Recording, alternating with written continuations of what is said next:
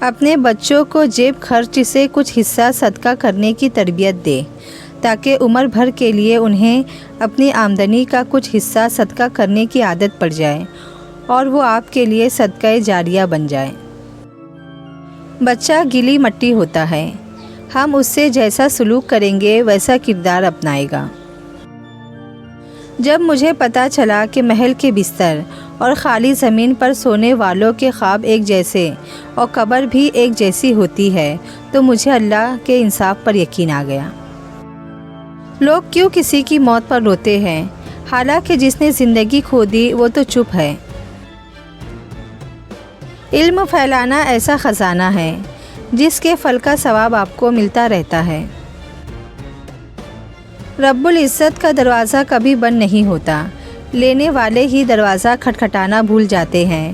اس کائنات میں صرف اللہ کی رحمت کی دکان ایسی ہے جہاں خریداری کے لیے اگر جیب میں کوئی نیکی نہیں تو آپ ہاتھوں پہ چند آنسو رکھ کے جو چاہے لے لے۔ بے شک اللہ بڑا مہربان اور نہایت رحم والا ہے۔ قرآن پاک بھی خفا ہو جاتا ہے نہ پڑھنے والوں سے۔ جب کوئی پریشان ہو تو اسے نصیحت نہیں کرتے اور نہ ہی حقیقت پسندانہ تجزیے دیتے ہیں، بلکہ خاموشی سے اس کو سن لیتے ہیں تاکہ اس کا دل ہلکا ہو جائے۔ عقل مند وہ نہیں جسے صرف اچھائی اور برائی کی پہچان ہو، بلکہ اصل عقل مند وہ ہے جو اچھائی کی پیروی کرے اور برائی سے اجتناب کرے۔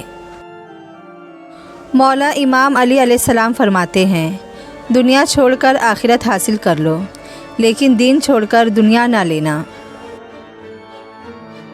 والدین اور اساتذہ کا احترام صرف اچھے لوگ ہی کرتے ہیں۔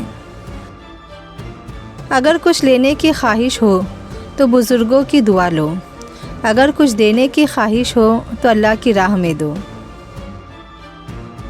رسول اللہ صلی اللہ علیہ وسلم نے فرمایا، حسن سلوک کی سب سے زیادہ حقدار تمہاری ماں ہے۔ ماں کے ساتھ حسن سلوک کرنا۔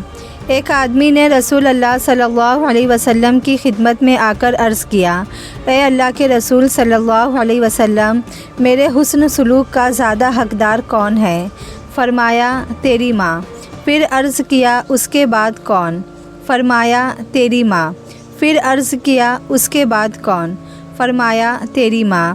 پھر عرض کیا، اس کے بعد کون؟ فرمایا، تیرا باپ۔ مشکلات کا پہلا اور آخری حل اللہ پاک سے رجوع کرنا۔ زندگی ایک ایسی کتاب ہے جس کے ہر صفحے پر ہماری مرضی کی کہانی نہیں لکھی ہوتی، لیکن ہر صفحہ ہمیں پڑھنا ہی پڑتا ہے۔